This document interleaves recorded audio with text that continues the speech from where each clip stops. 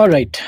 Hi, good morning, everyone. Thanks a lot for joining to this live stream about serving PostGIS data as a vector tiles. And especially thanks to Devdatta for taking the time out and being a presenter of this wonderful topic.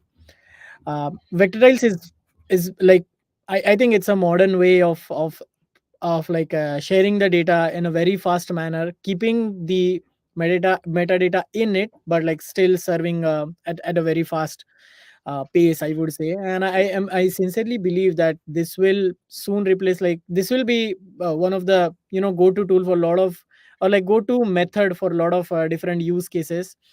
And keeping data in PostGIS obviously makes a lot of sense because we want that data to be editable and to be latest every time we are generating vector tiles. So I believe, like, yeah, generating vector tiles on the fly would be really an amazing thing. And thanks a lot for joining, man. And you have the floor.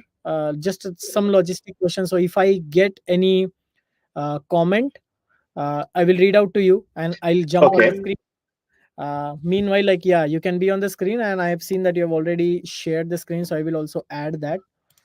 Okay.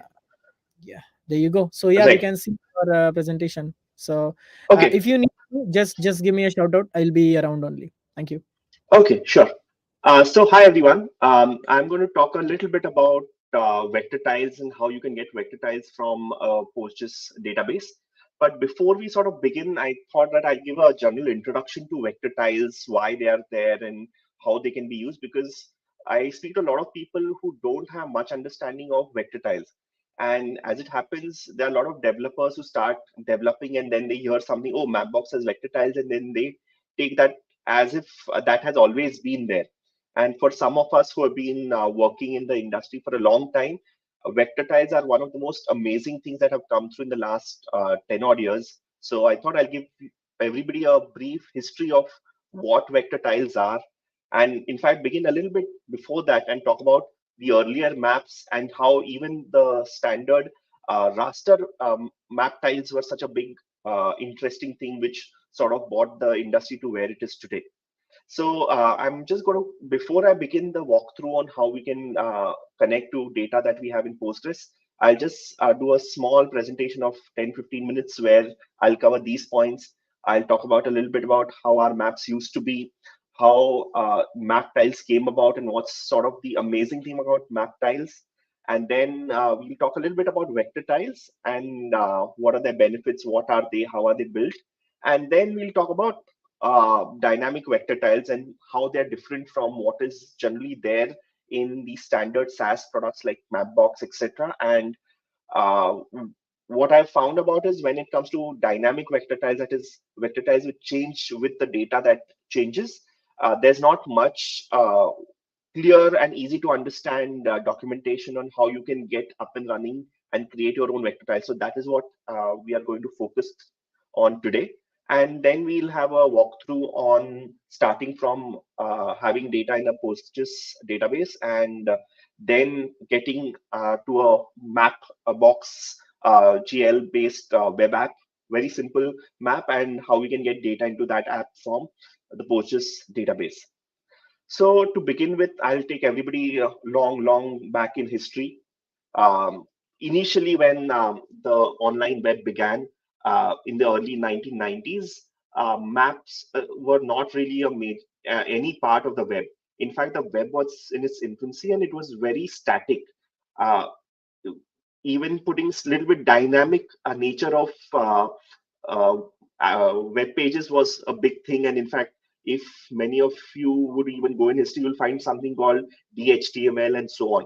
But the fact is that in the early 90s, most of the web was very static. Somebody wrote HTML by hand, put that on a web server, and other people used to look at that web page in their ancient browsers. So the earliest sort of maps were basically online scans of paper maps, which were just put online and you could view them as JPEGs or as GIFs at that time. But they were not really interactive in any way. You could just download them. And remember, this is the early days of the internet. So file sizes could not be large because bandwidth was not really available. So you could not really have a high resolution scan of an image. Maybe inside a university or inside an organization, these heavy images could be shared, but not really on the World Wide Web. So in early 1990s, people began thinking, oh, what can we do? So Xerox at that time was one of the major players in the software industry. Now we know them only for the photocopiers, but in the 70s, 80s, and 90s, Xerox was at the forefront of software development.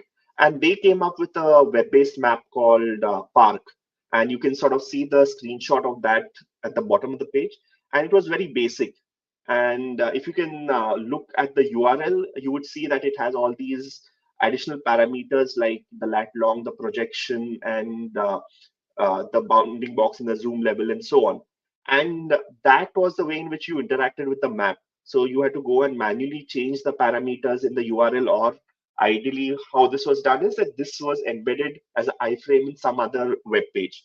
And so while it had some interactivity, end users were not really, it wasn't really user friendly for end users. It was great for showing a static map on a static web page, and that's it. Slowly over the 90s, people began to experiment with the web, and number of users of the web also grew exponentially. And slowly JavaScript came into play, and you could add some interactivity to web pages, and maps were not far behind. That is when slowly other players came into play, and MapQuest was one of the biggest players at that time. And the screenshot at the top, which you see, is one of the earlier iterations of MapQuest. And here you can see that new controls have been added. User can zoom and pan, and on the left-hand panel on the side, you can actually see at what zoom level the user is. But these kind of maps were very slow.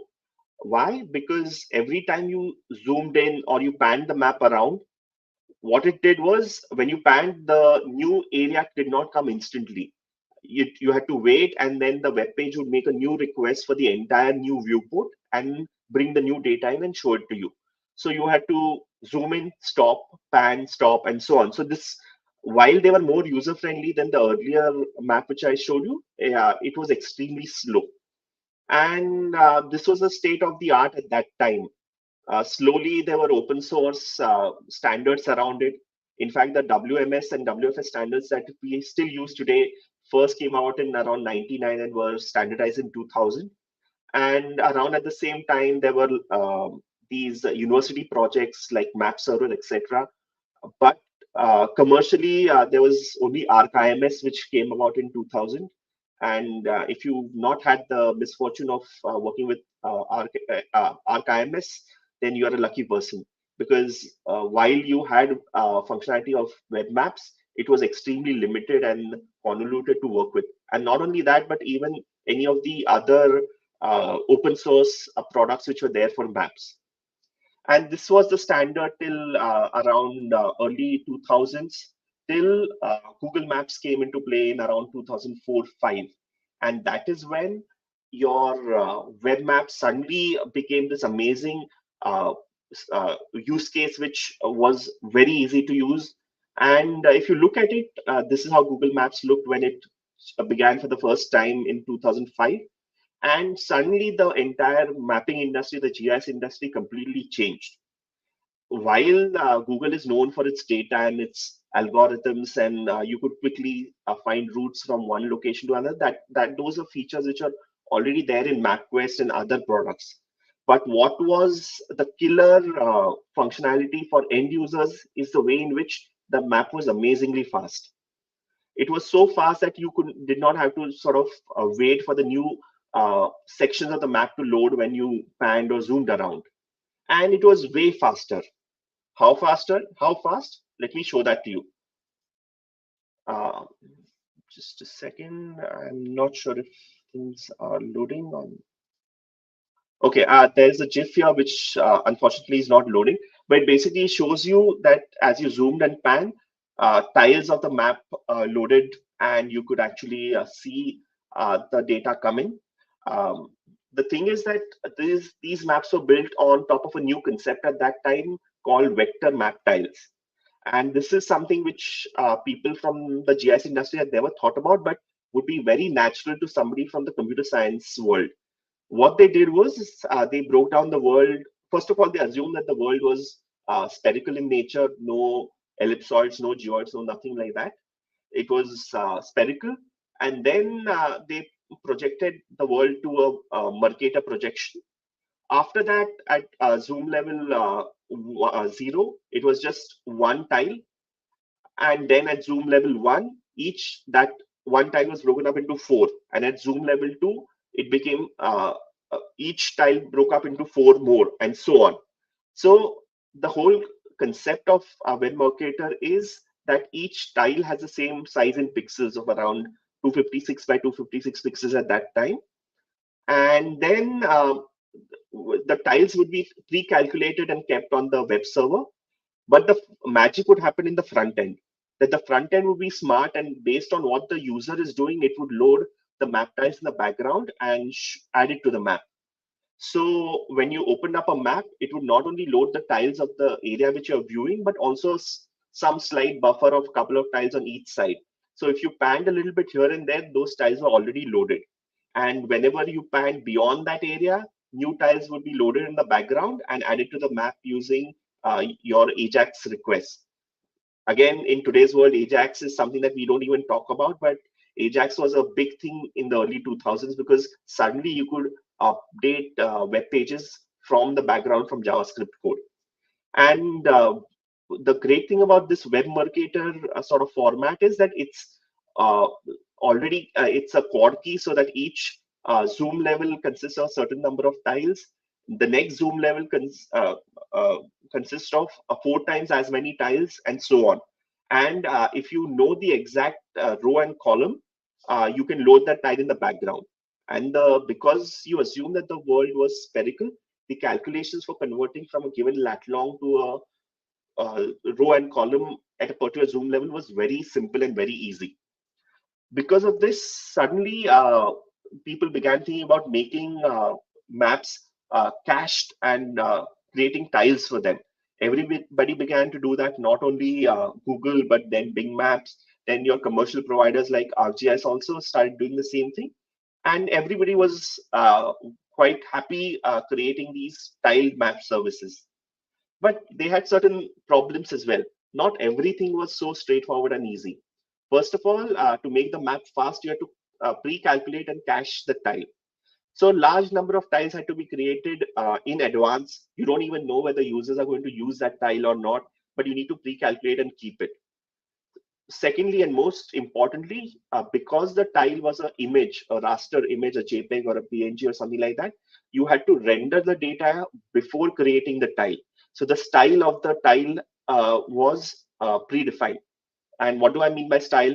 Like the colors of the road. Should the water be a particular shade of blue or a different shade of blue? What is the RGB code of forest? So all the styles were predefined and the user could not change it. Additionally, a big issue which sort of started coming about is that labels, if you have them in the map, they could repeat across different tiles. And when the front end was placing all the tiles next to each other, it could appear that the tile labels are repeating across the entire area, and that wasn't a very pretty thing. So that was they tried to solve this problem using something called meta tiles and so on. That's a different discussion, but this was still a problem which you had to face. Then, because they were raster tiles, the attributes were not available to the client library or the client web map. And this was a problem because most people, what they want to do is when they see a map, they want to click on one of those features and see what are the attributes of that. We from the GIS industry call them attributes, but mostly like, okay, what is this shop? What is the timing of those shops? What do they sell? So these kind of additional attributes were not available directly via the web tiles. And finally, whenever data was updated, you had to recalculate all the tiles and store them again. So it was a big, long process which had to go on again and again. And so then people began to figure out different solutions to it. One of the very standard solutions at that time was that the data which does not change, you put them in tiles and call them the base map, and the layers which the user will interact with it with will want to click on, change the symbology, and so on. That data will be sort of an operational layer.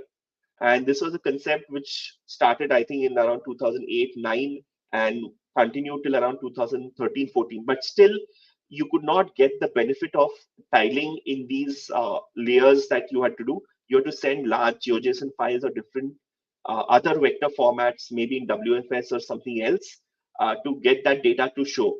So then people began to think, why not have our tiles contain vectors? Why do our tiles have to have rasters? Why can't they be vectors? And this was something which multiple people were working on in around 2011-12 time. Uh, there was one sort of open source project called Tile Stash, which was doing it in one way. There was another commercial provider called CloudGIS. And in fact, I don't know whether you can read the screenshot which I put in the bottom or not, but that's a question on GIS.Stack Exchange about 12 and a half years ago. Today it's 24, so this is around 2012, where people were amazed by the performance of GIS Cloud and were wondering how they can get the same kind of performance in their apps. And similarly, Mapbox was also working on different things at that time. They had first come up with a product for creating raster tiles using a product called Tile Mill. But then they also realized that you have to have vectors for some additional interactivity. And they came up with this concept of UTF grid at that time, which was sort of on top of your raster tiles, also have data in UTF in a grid. That had certain limitations because you could not sort of encode multiple layers. Then there were different people working on why can't we tile GeoJSON, because GeoJSON was being used for all kinds of data, vector data at that time. And then finally, after a couple of years of research and working around, Mapbox released this format called MVT vector tiles, and that is sort of what we use today. It has become the standard across the web mapping industry. Uh, Initially, there were other competing formats, but slowly everybody turned to the MVT vector tile format because it's very powerful. I see there's a one question by Pavan. So he's asking why are WMS tiles not based on UTM zones?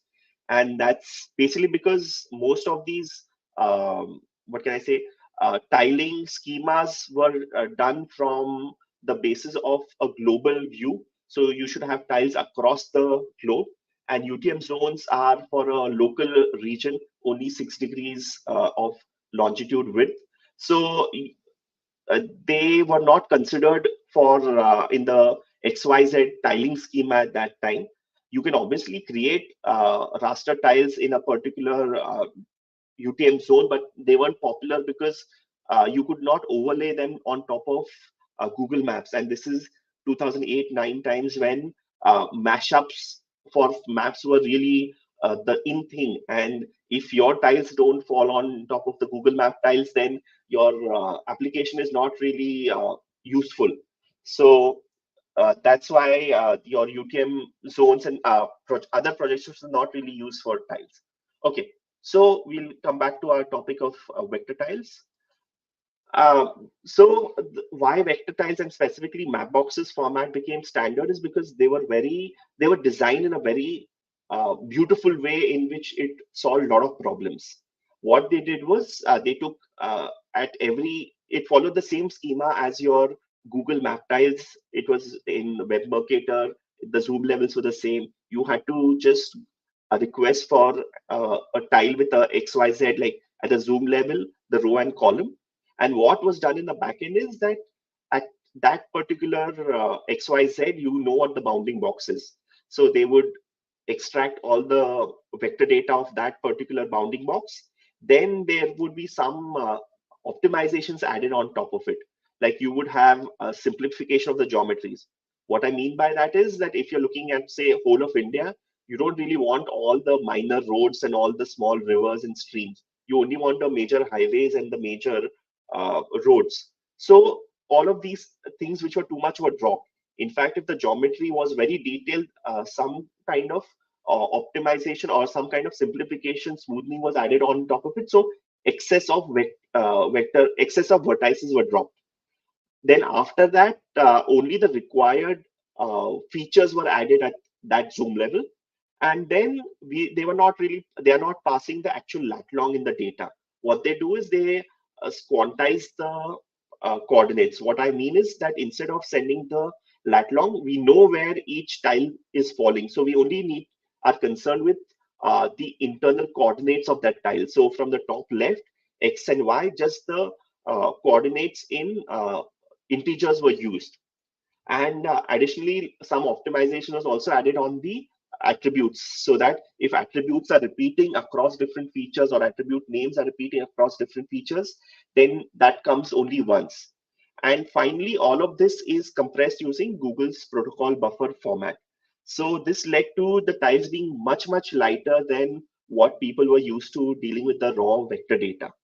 And once the vector tiles are being sent from the server, the client is the one which is responsible for rendering that data.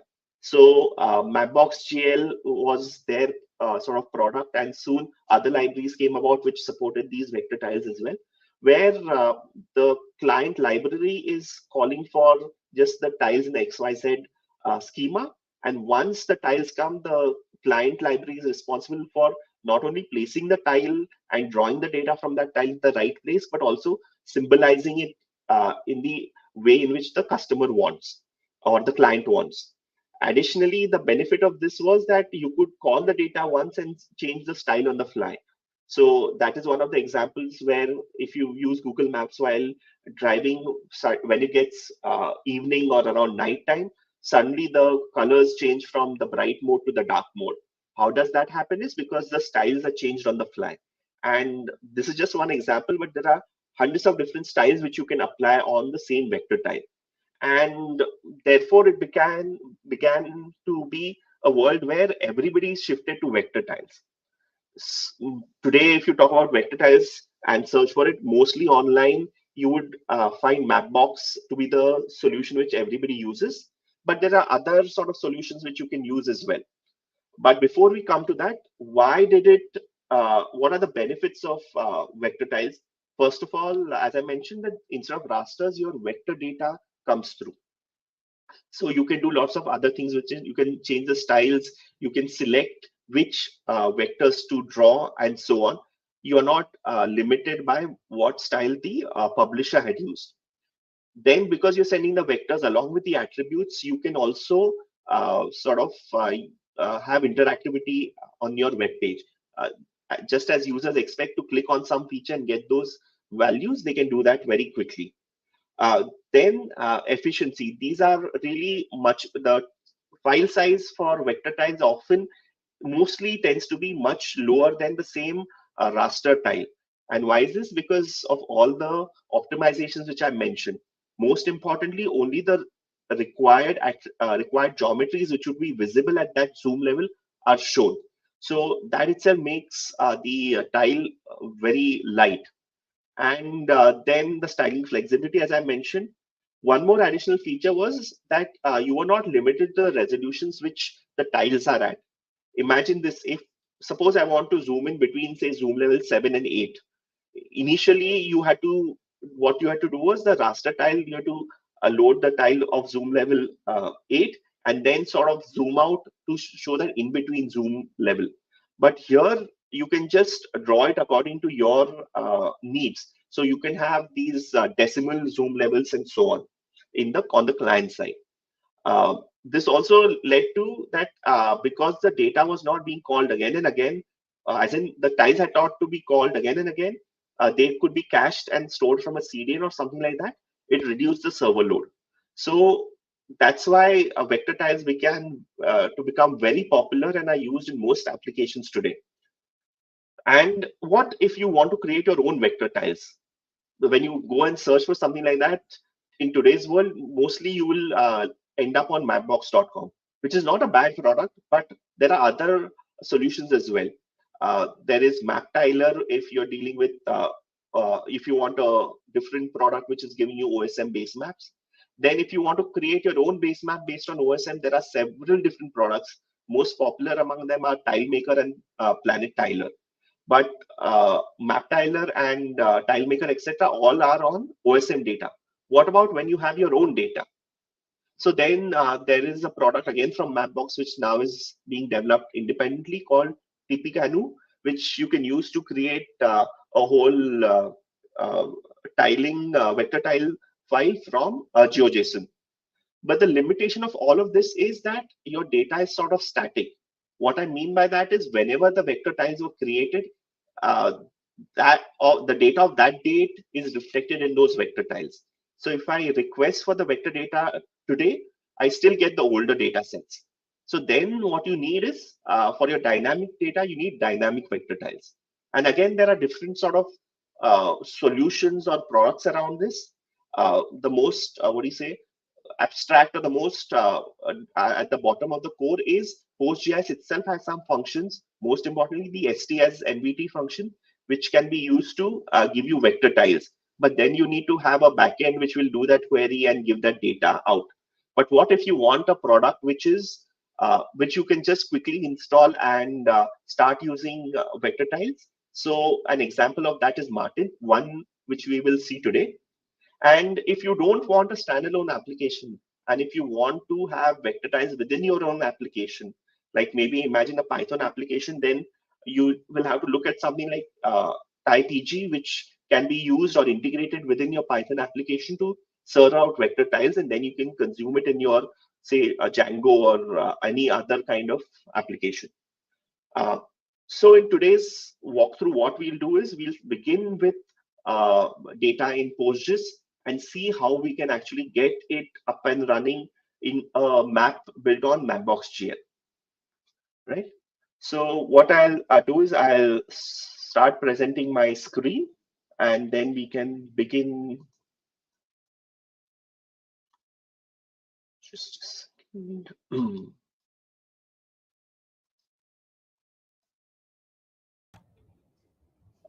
Is my So screen visible? yeah, I will add another screen of yours, and I will remove this one. Okay. Great. All right. Yeah, I can see your screen. Okay. Okay. So what I'll do is I'll start my terminal and just show you the data.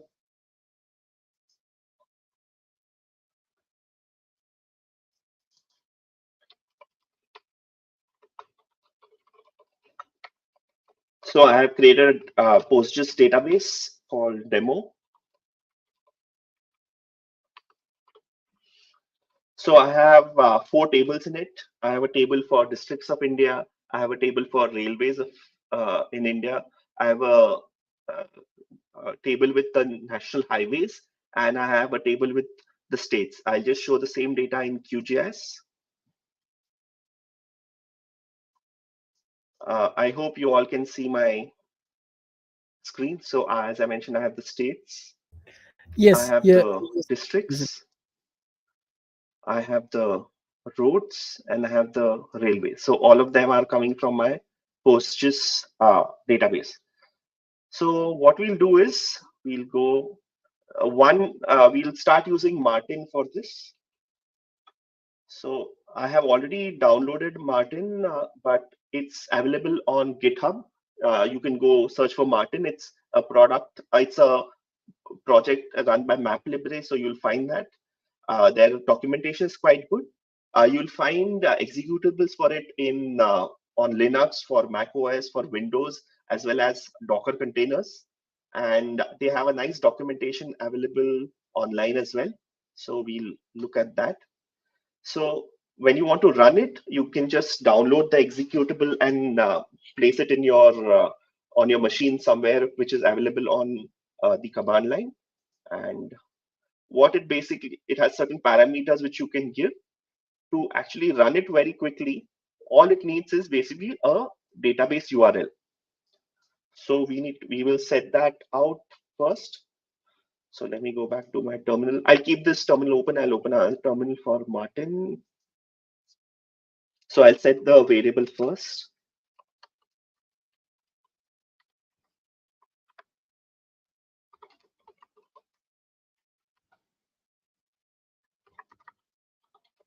This is my username. This is my password. Port number 5432 and the database name. And then I just run Martin, which is already installed on my system. It's just a executable which I need to put somewhere on the path, and it has begun running very quickly. So as you can see, it says Martin has begun. It has already read the tables which I had mentioned. So it has read, auto detected my districts, railways, roads, and states. Additionally, you will see it mentions that it has not got like it has found zero results in the function sources. That's fine. And Martin has started on port 3000. And you can use your localhost 3000 catalog to see the available resources. So we'll do that.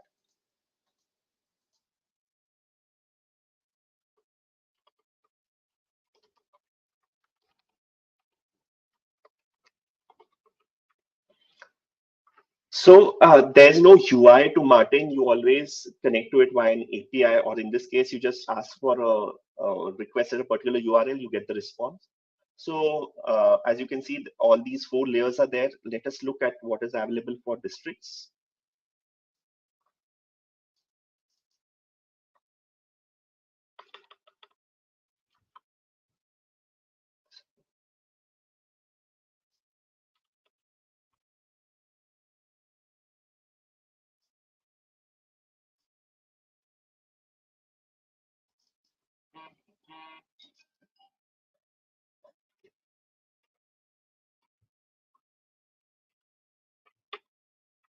Yeah, sorry. So it's basically telling us that at this particular URL, you are getting the tile JSON which you can use directly in your Mapbox map. But additionally, it tells me that I'm getting only one vector layer with the ID districts, and it has certain fields which you can see. These are the same fields from our database.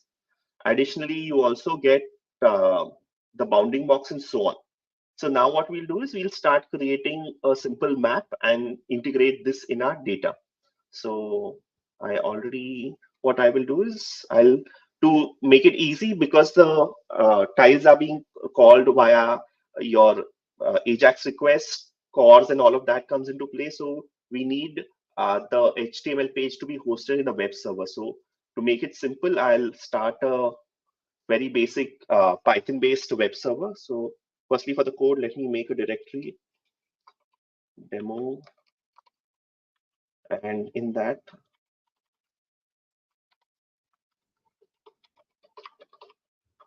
okay. So I'm created, let me open it's the same folder here. So,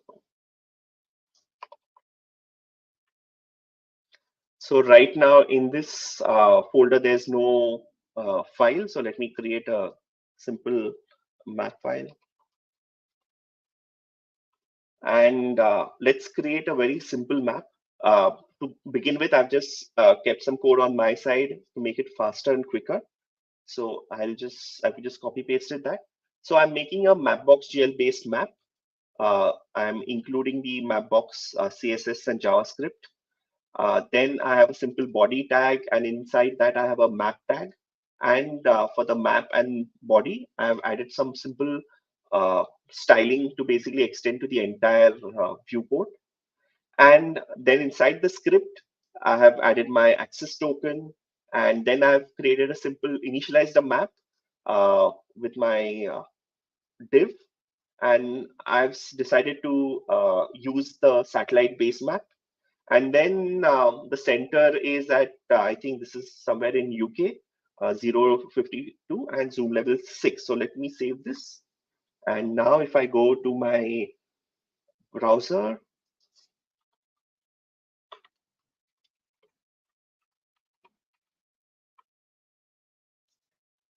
my map has come up.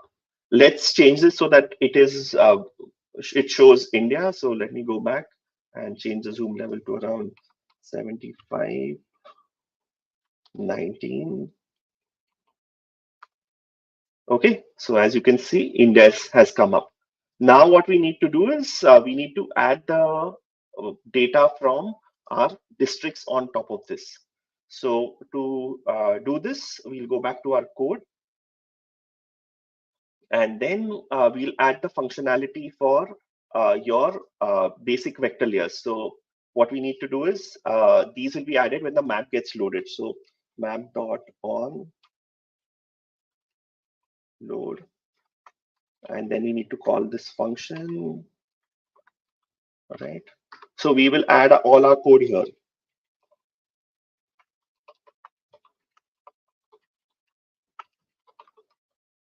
So let's add the source for our districts. And so map dot add source.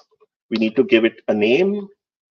So let's call it districts -vt. So for vector tile. And then I need to set what is the type. And I think it's vector.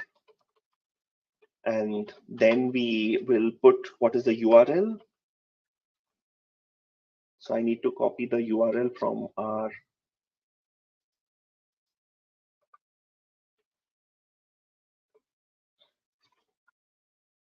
right. So I have defined the source. I will have to add it as a layer.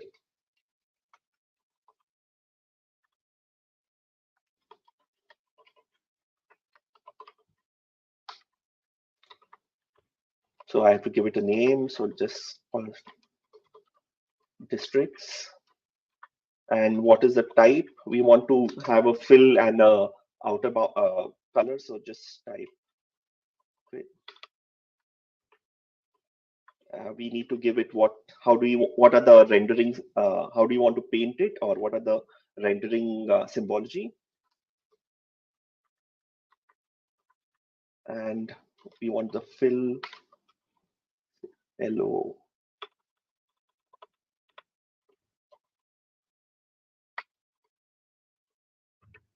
Let's make it blue color fill.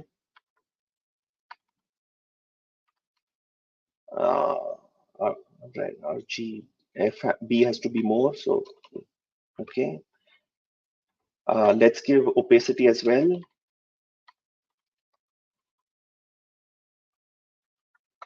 (0.5). So we see the base map on top. Then we will also give a outline.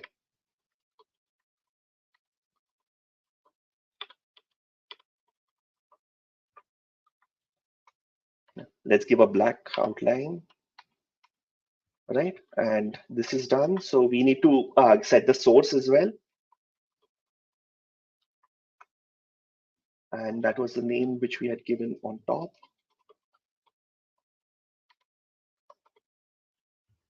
And lastly, I think we need to give it the source layer. What do I mean by source layer is what is the ID of the source layer, which is here. So we'll copy that.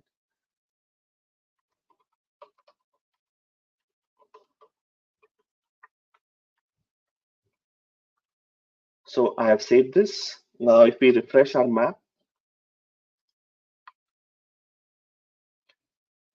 so what is happening is if you look at the code, it is pulling in data from via Ajax. It is pulling in data from our local host for the districts. And if you can see, it's pulling in data zoom level, row and column.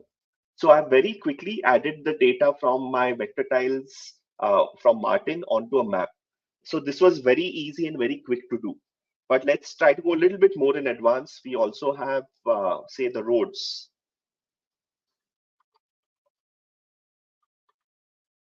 Right. So let's add the roads as well. We'll go back to our code. Let's copy it.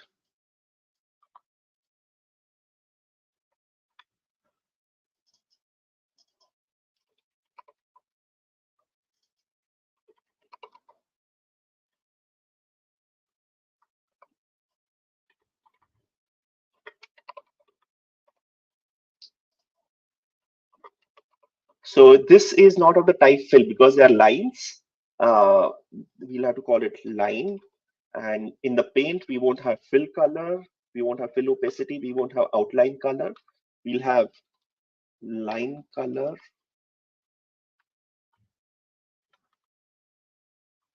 Right. Let's make this red. And let's set the width to be, say, 2. And this has to come from our roads VT. And here in this case, the name of the layer is. And now I can go back to my map and just refresh it. As you can see, all the roads have got added here. So this is sort of the most basic MVP demo of how you can add vector tiles, but we haven't really begun to scratch the surface of how they are useful. So now, suppose I wanted to change the symbology. I wanted to make the major roads in one color and the minor roads in different colors. So we look at first what we can use from the data. So let's go back to our Postgres database. And so as you can see, you have multiple things which are here. What is it that we can use?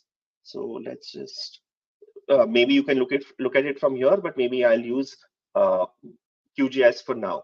So if we look at the attribute table,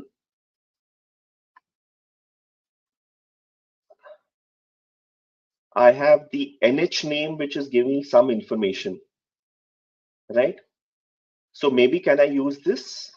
And one easy thing which I found was that there are certain roads which are marked as golden quadrilateral and east, west, north, south. So those are, let's make those roads in a different way and the others in a different way. So what we can do is I can go back to my code, and I have these roads. I'll call them as major roads, right? And additionally, I'll apply a filter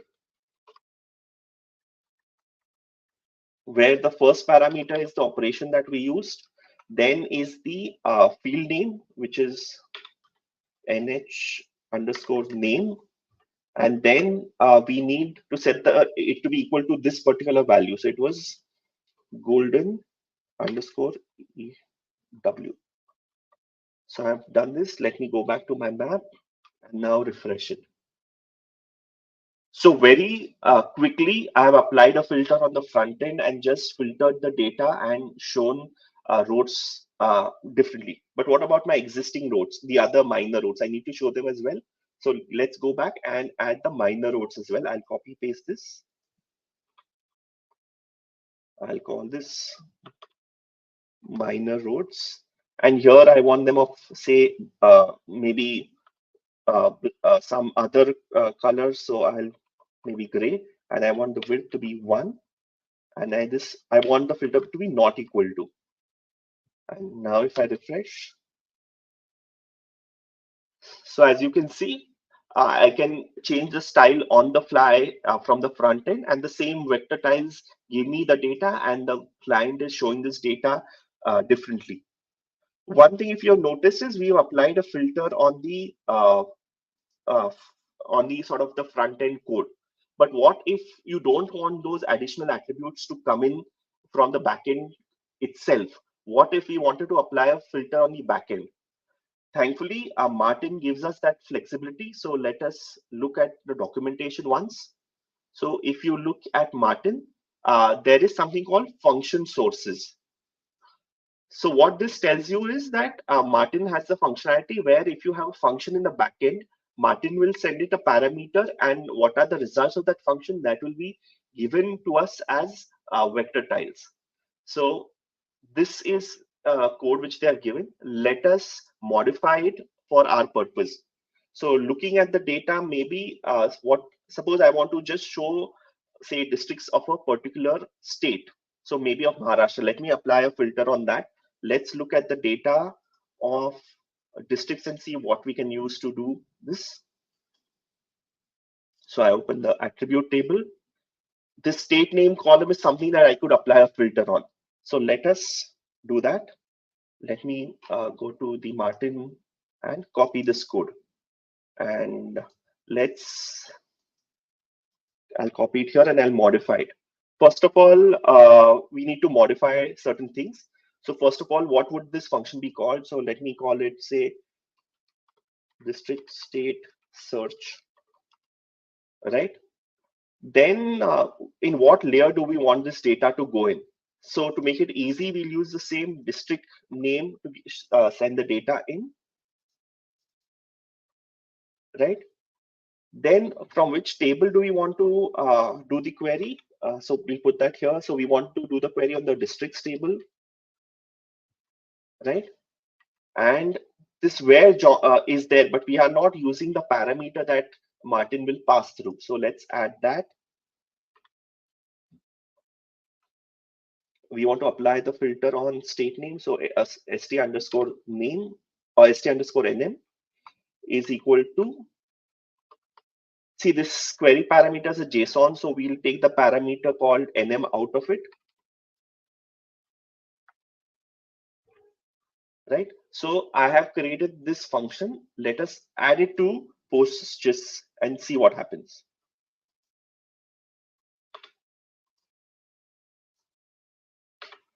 So far, what we have managed to do is just add a function, but still we need to use it. So let us look at Martin and see whether we can use this function or not.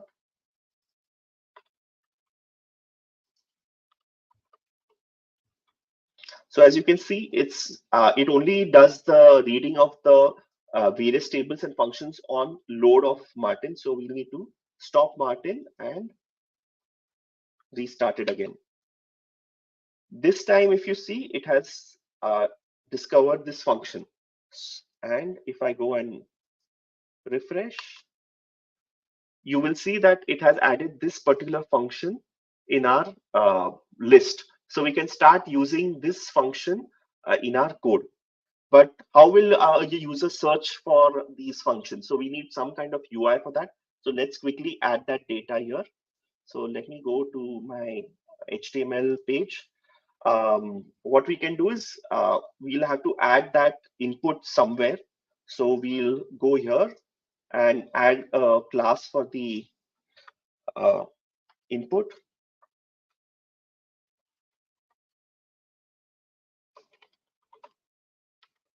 So that we know where to place it. Let's add the input here. Let's add an ID of, say, filter input. Right? Let's add the type to be text. Let's add the name. And add a placeholder.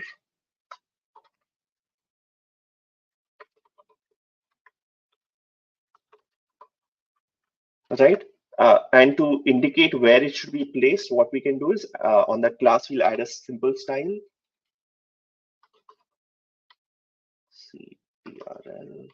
So it will apply to that. Let's keep the position as absolute. For now, it's not good practice, but still for a demo, it's fine. We want it to be at the top, maybe 10 pixels. Let's put it on the right-hand side. And to make sure it appears on top of the map, let's add a Z index, maybe 10, right? So all I've simply done is added this control and added the style for it. So if I now go back to my map and refresh it, you can see that the control has come, but we have not wired up the code for processing this data at all. So that's our next step. We'll go, and what we'll have to do is firstly, imagine this: when the user is entering multiple, it's entering a name. So there's some time lag between two characters. So we should not run the code for doing the filter quickly. We need to wait for some time. And this is usually called a debounce. So let's add a debounce. I've already have the code for that. So I'll just copy paste it here. Then what we need to do is once we add that, we'll have to apply a filter. So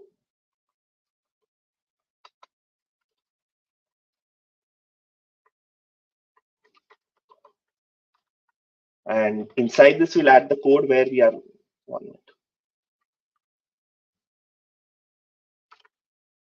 Yeah. So inside this, we'll add the code for reading the value which the users entered and sending it to the endpoint. So let's take the filter input.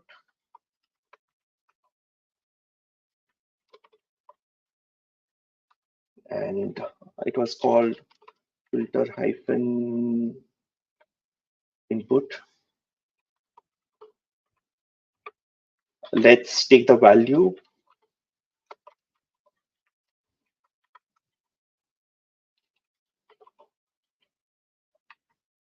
Sorry.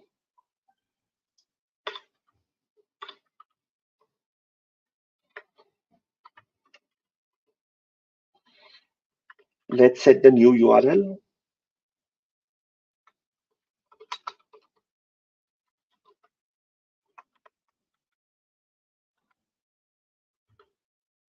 Plus HTTP colon localhost 3000 port. Then what was the name of our function? District state search, right? And after this, we have to give the parameter. So in our function, which we have put or created on PostGIS, we are using the nm as the variable. So that's what we'll have to give. Nm equal to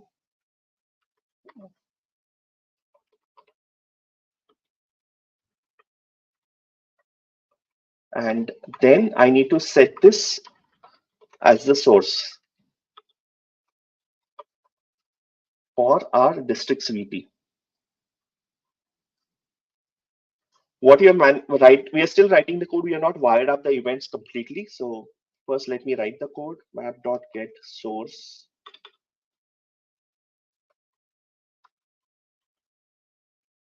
And on this, we can call the set URL. And right, but we are still not connected to your debounce. So we'll create a function which we will actually call on the key up event. So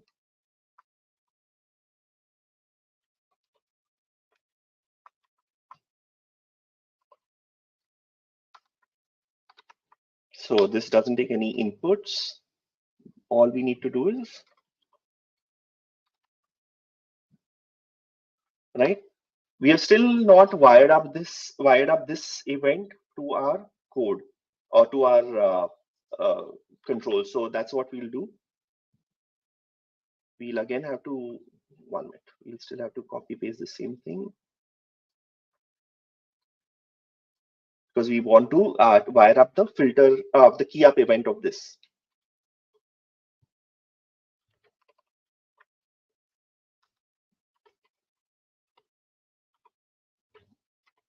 And so just to clarify again, I'm going through what we have done is we added a new function in PostGIS. We made sure that Martin could read it. Now we are working on the front end to consume this table based on a parameter. So to do that, I added an input in the UI. I added the style. Then I added a debounce function so that it will help us run the code only once after a few seconds. So basically, it will wait for 300 seconds and then call the last input. This is the actual function which will change the URL.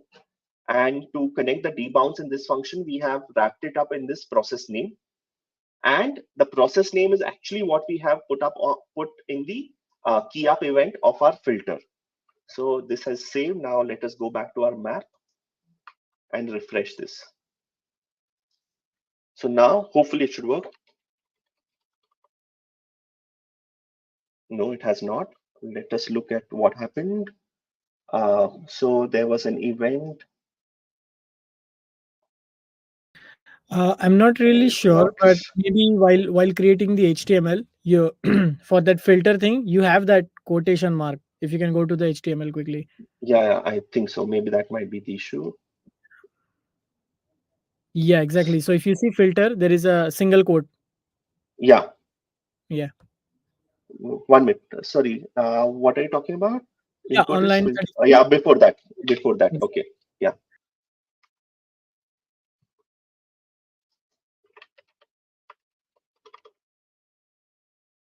So it is now. Let us look. There was an internal server error.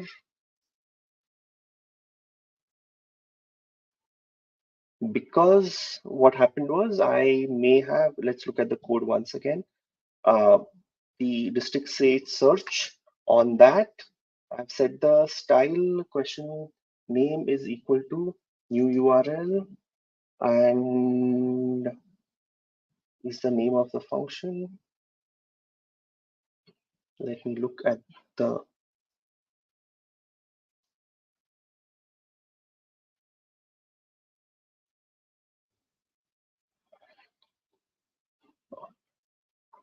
let me drop that function once again and okay, yeah. So operator does not exist. Okay, I think the function which I wrote, let's check the function of that state Is name it is also? equal Yeah, I to, think there is yeah, a there's a yeah, we backtick need to have, yeah, we and need then to have that. That's all. yeah. So let me add that to, so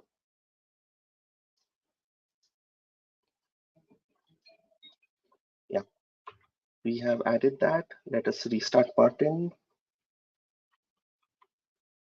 And now let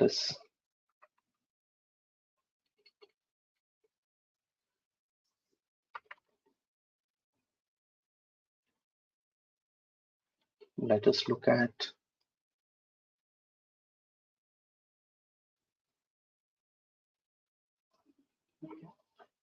okay, I think we will, let me re-look at the code that I have. State name is equal to query parameters. It's this way, sorry.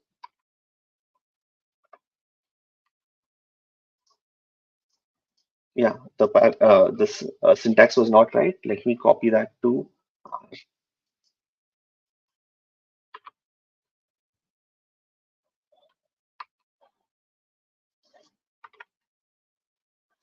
As you can see, only Goa has come in. Let me put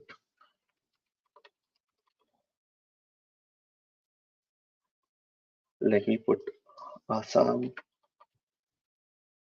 So as you can see, what I'm doing is I'm only changing the what do you say, the name here. Automatically based on the code which I have written, it makes a request. It changes the URL of my source and then loads the map based on that source. So this is why very simply you can apply a filter on the backend as well and only get the data which you require. So this was a very quick brief of how you can set up PostGIS and Martin to give you data and filter the data from front end and back end in both ways, or you can style it in different ways and only show the required data. So with this, I have sort of come to my uh, end of my presentation. Are there any other questions? I have few questions that I would like to ask. Yes. At this point of time, like authentication is not part of like can we use Yes, it's not. functions Uh, and Postgres users essentially to authenticate the request? So you could right now it's not part of Martin because in most cases all of these have been developed with keeping public access in mind. If you need a little bit more control over access and user control and so on, then I would suggest use actually TypeEG because that you can integrate in your Django app or something like that, and it will give you Okay, vector tiles directly. So that is meant more for this kind of more detailed customization approach. Martin is for public access. I see. So we can create bunch of functions and then essentially use them in your UI and then take the data. So it's more like restrictive, like functionality wise restrictive approach, but the data is publicly available. Exactly. So, Yes. yeah, but in And a there are sense, more it, additional configurations also that you can say that Martin should read only from a particular schema. So then what you could do is you could have your data in a different schema and have your function in the public schema. So that way you could manage it at that level as well. hmm. So So I can manage it yeah, with the database on the level. database side. Correct. Okay, great. There is a question. I'll just put it on the screen as well. Yeah. From Prem Kumar. This is regarding does vector tiles from PostGIS where Martin can handle millions of users, huge traffic at planet scale OSM data? Any So, limitations so of yeah. So what I would say is, while it's if you look at the code for Martin, it is written in Rust, so it's quite fast and not very resource intensive. But obviously, if you have large number of users, then maybe you'll have to figure out whether this meets your requirement or not. You'll have to test it out. Generally, if you are dealing OSM data or something, I will not suggest using Martin. There are better tools for creating vector tiles from Martin, like Planet Tiler. And I would really suggest you use that, because even on OSM, are you really going to change or connect to a PostGIS database? Because OSM, even the database of OSM itself is not PostGIS, because it follows a key value pair and it doesn't follow these kind of layers or tables. So maybe based on your use case, Martin may not match it, but for one-off cases where you have hundreds or thousands of users, definitely Martin can be used.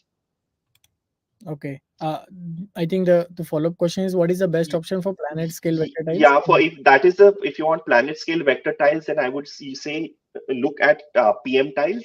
So Yeah. PM tiles is an extension of NB tiles, but the benefit PM tiles is like cog for raster, like cogs in raster. It's the same concept that you don't need a backend for serving out that data. You put it on S3 or anywhere, and using your range request, HTTP range request, you can only pull in the vector tile which you need. So Mm. if you're dealing with this kind of use case, then definitely Planet Tiler and PM Tiles is your best option. Okay. Great. So what other like alternatives have you came across? Like Martin, as you mentioned, TypeEG is one of it. Like I believe TyMVT is also sort of like Yeah, so there are multiple options like that. What I found, Martin was the easiest to get up and running with. mm, Obviously, depending on use case, like if you really want complete access, then you just write the query in as MVT correct. on using whatever client library you're using, connect directly with PostGIS. So you can do Mm, that. But if you just want quick and easy to just come up and running, you have an existing app where you're say pulling data from GeoServer. Instead of that, you want to pull in data as a vector type, then adding a Docker container for Martin is very easy. But for the mm, others, you'll have to write some code and so on. okay. And have you tried? I don't know. Like, have you tried using other PostGIS functions directly, or like? Yeah, yeah. If basically the function which I wrote, right, you can sort of the where clause you can change to anything, or basically the from districts. Instead of that, it can be a sub clause, and you can put whatever you want to. So I So have it's created some complicated functions. It mm, works, but obviously, if your function itself is going to take time, then the vector tile is not the bottleneck. of course, of course. So it's essentially like you build a wrapper around the existing functions, and then use it like with you control them with query param. So you send table name and everything with query param. Exactly. Okay, Yes. okay, great. I hope the code that you have written will be available on your GitHub, like gist or something, so that Yeah, yeah. I the will share that. I will share both the codes, like both the files as GitHub links. great, great. All right, Devdat. Thank you for taking a time out and walking through this. This was also interesting for me, as I'm also working on a couple of use cases where essentially we don't want to use GeoServer, but we directly want to route the data, and in between we want to control it on a database level. Like we don't want necessarily user to see that why we are changing things. I want user to only send parameter and then that's all. So Right. definitely I will try this out. For the viewers who are interested into UI for Martin, I was just checking their GitHub, and there is an open ticket which was like opened very recently, like just 5 days ago. So the discussion is still hot. Yeah. So can be a good place if you want to check it out. Anyways, if you guys want to reach to Devdatta, I will put some of his social links in the YouTube description, and you can Would always. be still on X or Telegram. That's the best place to reach me. So if you are reaching on Telegram, yeah, so Geo Bharat's official Telegram channel is the best place I would recommend. And also you can read more about today's talk, the presentation that Devdatta gave. Everything will be available on the channel. So yeah, thank you for your time. Have a great weekend. Okay. Thank you. Thank you. Bye.